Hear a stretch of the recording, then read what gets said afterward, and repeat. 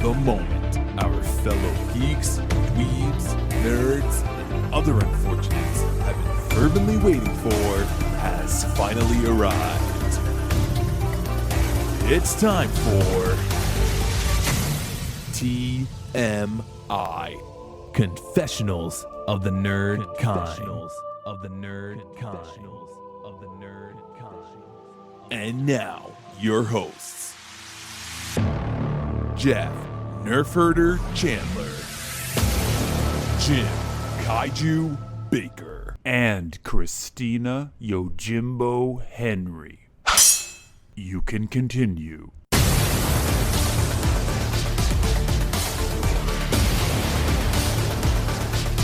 And now, let's get on with the show. Here is TMI. Okay, welcome back. We are talking. Wow, I feel like we were just here. weeks. We were just here. We are now talking chapter 15, The Believer. The Believer. Interesting. Who's the believer and what do they believe? I don't even know who the director is on this. And do we one. get to hear the monkeys during this episode? I'm a believer. Oh, see? I went Bee Gees last episode. So, hopefully, as with everything that we record and you listen to, you are not listening to this before you see The Believer. Yes. So we're gonna spoil it just like we do everything else. Like what? Boba Fett comes back? From a skyscraper view, we do not get Grogu in the Not at all. This is the first episode that this character has not showed up at all in. Now that you mention that. Apart from, of course, what happened last week at the beginning, the recap. But yes, there are no new scenes with Grogu. Yeah. So it is a bit dismaying. This undid all the goodwill that it gave me. I was so mad at this show. I thought it was a good adventure, an action yarn. Oh no, I don't get me wrong. I love this, and Bill Burr, kills it in this. I loved his character so much because he's so layered. And you think he's kind of that he's this one-dimensional character the first time we met him, and it. I hate to say it, it's like he's like an ogre, he's an onion. He's like, you got layers. The conversations he had with Mando, he is the believer, I guess, if you want to take the title. We'll get into it. My concern was that they took away in one episode the dirty armor of Boba Fett, and he friggin' spray painted it and cleaned it up. And now he looks like a little shiny action figure. And yes, I was he does. so mad. I think it robs the armor of its character. Yes, absolutely. I agree. And I get it. Maybe he's like, listen, this was mine. I'm going to restore it to its former glory. Maybe I'm going to put myself back on the map. But it just was so stark. But that's not a quick job. I get the feeling these characters are from point A, point B, point C, right. Boom, boom, boom, boom. And did he have the time? Just have like cans of spray paint in his ship waiting? Yeah. I mean, even some of the dents were banged out, and it made me. And here I am. Look, I'm the stupid Star Wars fan now that's crying because Boba Fett is back, but his armor doesn't look like it used to look. I'm a disappointment. I was so enraged when I saw him. I'm like, come on, you're right. It had such character in and of itself. It just shows his journey. They should have left it alone. They should have just left it alone. But you know what? I'm not on set. I didn't make these decisions.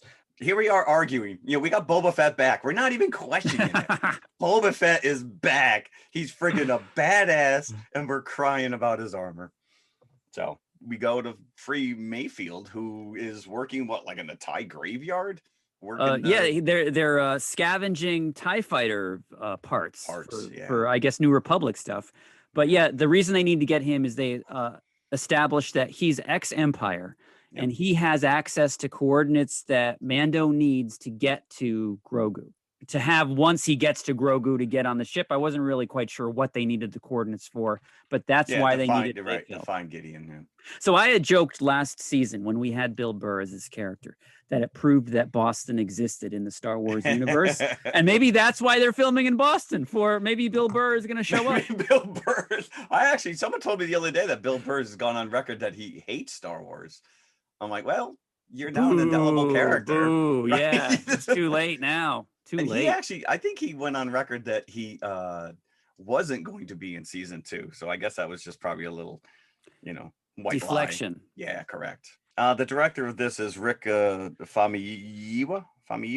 Now, what has he directed before for Mandalorian? He's directed, I think, one of the other episodes of Mandalorian, and he's one of the few, if not the only one besides Filoni and Favreau, who get like full writer credit on some of these episodes.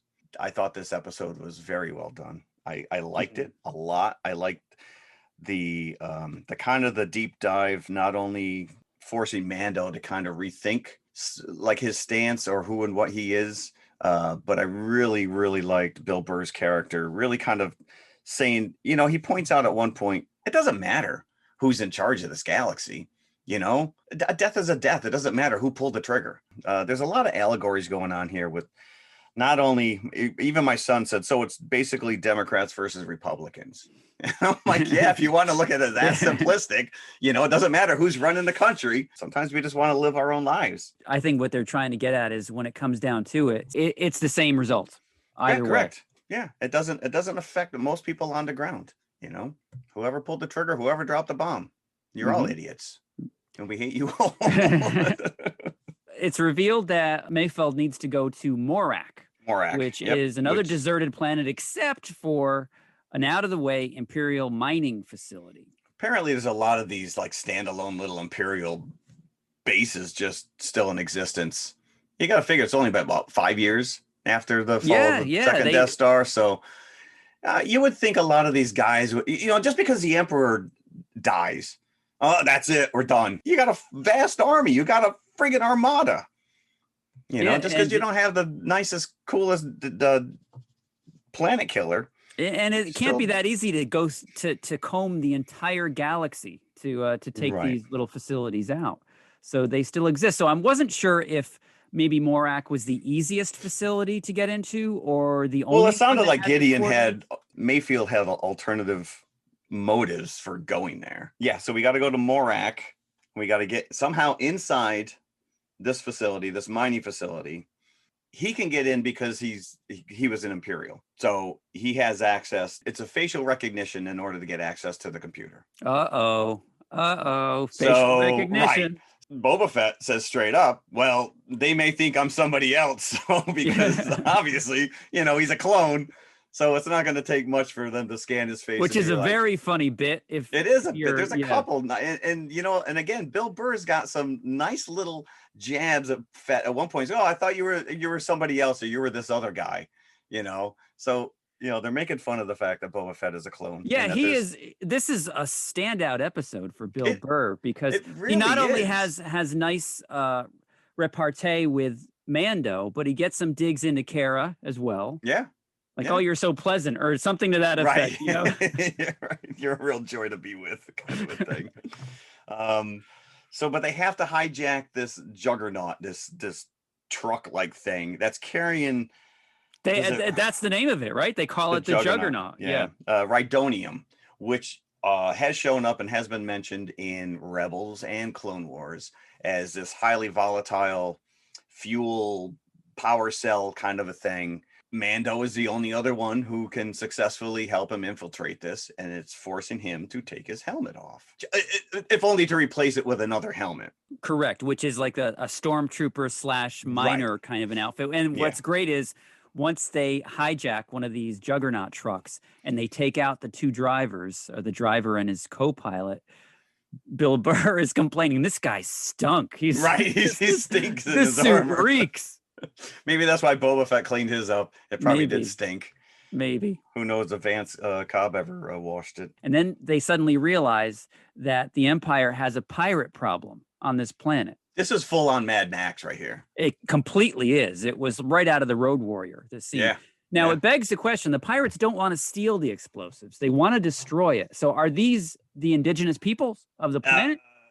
Maybe. I mean, are they rebels? Are they rebels trying to? I don't know. They're referred to as pirates. They're simply referred to as pirates. I would think that if they were rebels, that they'd be a little more organized and that they would probably want to keep that stuff. But if they were true pirates, yeah, they would be also taken. They would be. You would think so. No, right? they're just because that's a great scene as they're coming up onto the base. You just start hearing all this chatter on the communication system, and then you just see a massive explosion, and then 2 minutes later another explosion. And these pirates are just they're destroying these ships, these trucks. It's established that the Empire is using the populace as like slave labor. So maybe it is an uprising. Maybe it is, just indigenous people. All the pirates looked quite different than the people that you see in the town. That is true. They were more alien-ish. Correct. But it's a great sequence, and it forces Mando to basically go out and some fisticuffs, and you have to maintain a certain speed. Are we like full on Keanu Reeves speed reference here, where he can't go too fast with the truck? This is almost exactly like the plot of a 70s movie called Sorcerer, which stars Chief Brody. Roy Scheider. He has to get a truck from point A to point B with very volatile dynamite. So they can't go over rough terrain, and he's like driving through the jungle. So there's one scene where they have to go over a rope bridge, and it's just such a harrowing scene. And anybody that hasn't seen Sorcerer, because it's not. I was just going to ask you, what was the movie again? It's called Sorcerer. So I'm watching this thinking that it's a sci-fi movie, but it is not. So that's what this made me think of. This sequence. Okay. So that's a nice little fight sequence, and they are the only truck that actually makes it back into the facility. And then you see all the stormtroopers are like, yeah, they're like cheering because these guys actually took out the pirates, and which is a great scene because it humanizes the Empire, right? Yeah. Well, no one ever thinks that they're the bad guy. Well, I mean, maybe Darth Vader. Maybe Darth Vader. Maybe the Emperor. Especially the Lego Emperor. The Lego Emperor. Less talky, more fighty. But one of the cool things that came out of this that I guess you don't think about is when at the very beginning, after they get Mayfield and they're all inside the Slave One. Now you realize that the ship lands on its back. So the pilot is facing straight up. And as it takes off, it levels out. But you have to think about the cargo inside. And as he's taking off, the whole inside rotates. So it's like a gyrosphere. I thought this was not really established ever before. No, you never saw the inside. You never saw the inside. And even the Slave One toy is very back in the day. It was very awkward to see. How do I fly this thing? And right, correct. So I thought that was a neat little, that they went to that degree to be like, because they could have just shown them after they left, but you do see the whole back as they're talking, rotating. They're maintaining, the camera's locked into the gyroscope or whatever. And as it rotates and takes off, they are just completely upright the whole time. Before the pirates attack, there's this conversation between Mayfeld and Mando. And Mayfeld keeps trying to get him to take off the helmet, even though he's wearing like the Imperial helmet now. He had to take his helmet off to put that helmet on. Yes. Yeah. And he keeps saying, because Bill Burr takes off his Imperial helmet. He goes, it feels good. And he's breathing deeply. He's like, don't you want to take off your helmet? Come on, come on. Yeah. And he kept saying, we're not that different from each other. I'm nothing like you, But I think at the end of the day, maybe he realized that they are a little bit alike. Yeah. So they're inside the base now. They've successfully infiltrated. Now we just got to go into this room, this commissary. There's an ATM over there in the corner. Yeah, that's what it was, an ATM machine. We just got to tap into it and we're good to go. But he was worried because obviously he was ex-Imperial and immediately runs into his former superior. And doesn't want to be recognized. Put your helmet back on.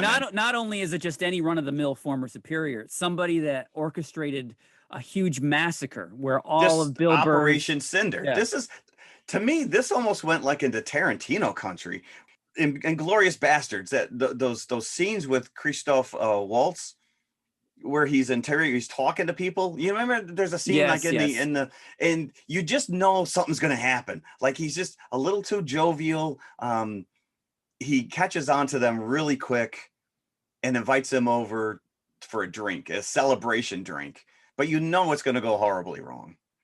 You just feel it that there's much, and he's really kind of played up.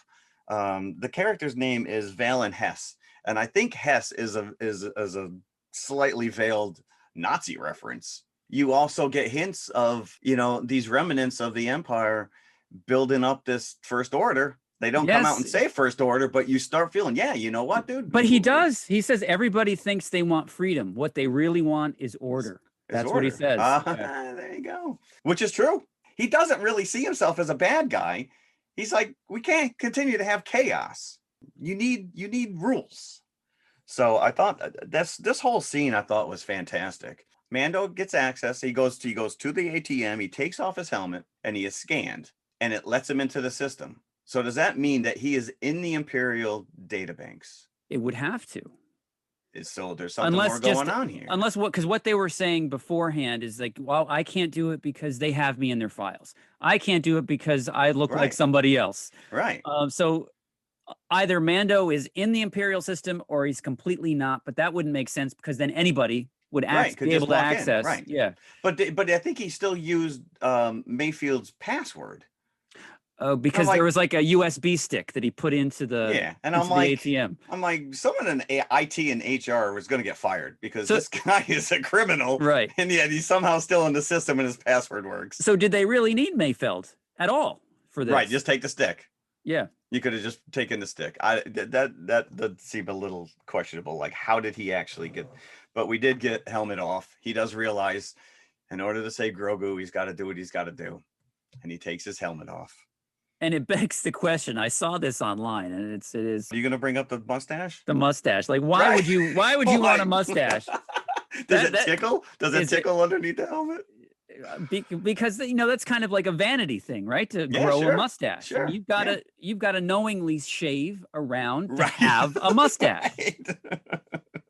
You're right, though. That's funny. Yeah. Yep, the mustache. It's like, so we never take our helmet off, but somehow you're going to maintain facial hair. just there. So Bill Burr can't contain himself. Mayfeld cannot contain himself. Oh, you saw this was telegraphed a mile away. Yeah. This was funny because we were watching this when my son's friends came in, and he's like, "Oh, I just watched it." I'm like, "You shut your mouth." And as I'm watching this unfold, I said, "He's going to shoot him." My son's friend turns and goes, "How the hell do you know that?" He's like, "My dad knows everything." He's watched movies before. Yeah, he puts them in a bad situation. They are deep in this compound, and he just takes this guy out. He's like, you know what? But the plan does continue as they had thought it would. Yep. Boba Fett is going to pick them up off the roofs. They still make their way up to the roof, probably quicker than they would have if they hadn't shot the guy. That is true. Yeah, a little pep in their step now. Yeah. And then we get this nice callback to Attack of the Clones with the seismic charges. Yes, I loved the seismic charges. This is one of Ben Burtt's greatest contributions. Listen, the guy created every freaking sound effect. But these seismic, this was probably one of the best parts of Attack of the Clone, was this chase with Jango Fett and Obi-Wan through the asteroid field. And he's releasing these seismic charges, and they detonate, but the sound is delayed.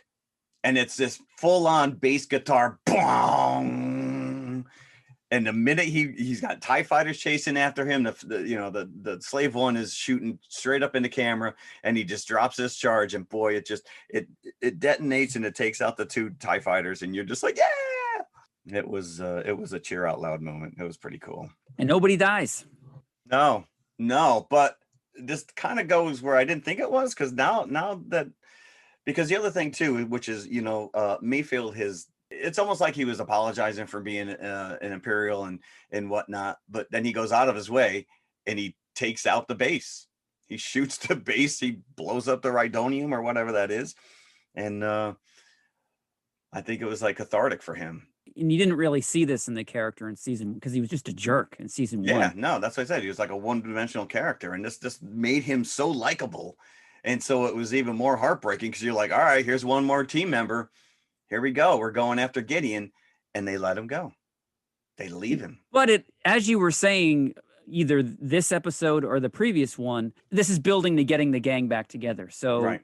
It gives the opportunity for them to use him again, which they probably wouldn't if they put him back in prison. Right. But like I said, the momentum is now going. You've got you've got 5 core members. Go back, get your cargo grief, and I don't know if Ahsoka comes back in, or Frog Lady, who but you go back to Tatooine and get that dude as well. Oh yeah, Vance Cobb. Yeah. Although would he be worth a damn without that armor? I don't know right, because now, but who knows? But anyway, so Cara basically pardons him. Oh, Too bad that Mayfield died in a mining explosion. So I would have loved to have seen that conversation go on a little bit longer. But hey, I'm standing right here. Nope, know, nope, right? He's dead. He's Oh, dead. he's Who's dead, talking yep. to me? I'm right here, guys. Right. Oh, Do you know who I want to see? If we're really going to build up a team to go after Gideon, I want to see IG-11 again. Oh, yes. Right? I want to see Bosk. If you're bringing back Boba Fett, dude, bring back Bosk. I could do without that one bounty hunter that's wrapped up like a mummy. Okay. Dengar? Yeah. He's probably not doing much either. Bosk.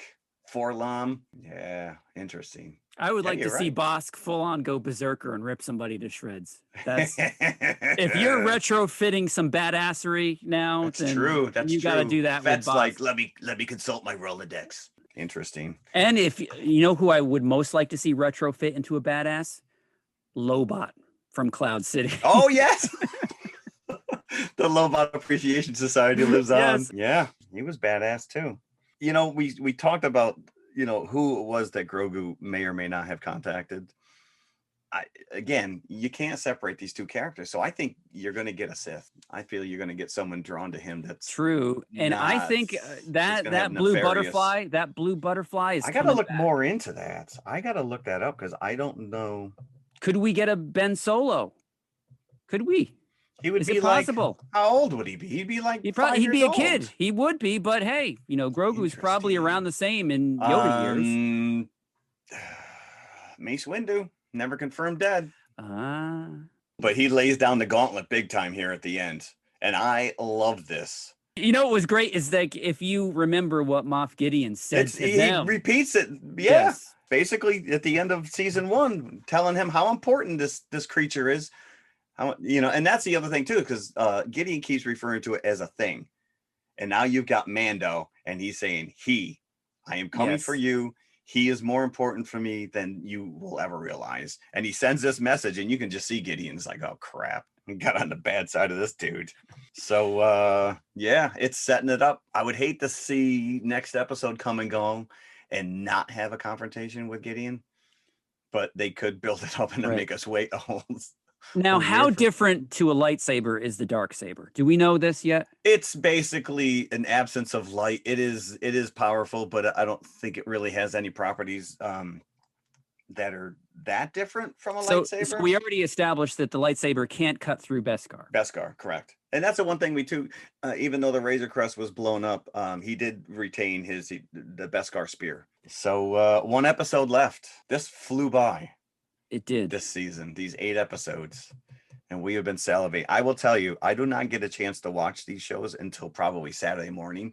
Friday, I have to stay off social media. Even if you go online and you see the headline of an article, it's spoiler. Yeah. No. Or a photo or what have you. But that's how hard it is. Like even when we post our Instagram graphics that you share on Twitter, I try not to. I mean, there's nothing you can show in this episode that's not spoilered. I mean, at this point, I think most people know that Boba Fett's back, but again, I don't want to divulge for those who don't. I know some people haven't even started. Somebody just told me the other day they're only like halfway through season 1. I can't talk to you. Talk to me when you catch up. Blue Butterfly. That's in my notes. I need to look that up. Yeah, maybe we'll talk about that again next week if it comes back. Who knows? Or maybe they'll leave that alone until season 4. Yeah, it may be. Well, if it's shown up in other properties, okay. You know who probably would know about this is Christina's son. He is probably He is a font of information when it comes to the nitty gritty like this. Yeah, because I kind of fell off Clone Wars a while ago, and there's a lot of stuff I couldn't tell you about in Rebels. I don't remember it showing up in Rebels, but then again, so all right, well. So maybe we'll have some more info on the Blue Butterfly next week. Yeah, or if somebody out there does, drop us a line, email or Instagram. I think all of our contact information at the end of the show. Yeah. It's always nice to know that somebody's out there actually listening to this. Yes. And enjoying or yelling at us because we got something wrong, which does happen. We are not geniuses. So anyways, there you go. Mandalorian, chapter 15. Only 1 left. And again, I'm sad to see it go. I know. But chapter 14 is infinitely rewatchable. Yes. Oh, I just saw a Slave One behind you. You just lean forward and you have a Slave One ship behind you? I do. As a matter of fact, I do. So iconic. It is the Jedi toy line version Nice. of Slave One. Awesome. Very so cool. it has Han in the little carbonite in the hold. Yeah. Awesome.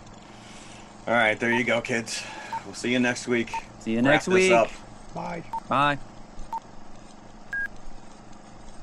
Hello, everybody. If you liked the podcast you just heard, then please follow TMI on all of our social media outlets. First and foremost, email us at tmipodcast2018@gmail.com. That is tmipodcast2018@gmail.com. And you can follow us on Twitter at TMI_podcast2018.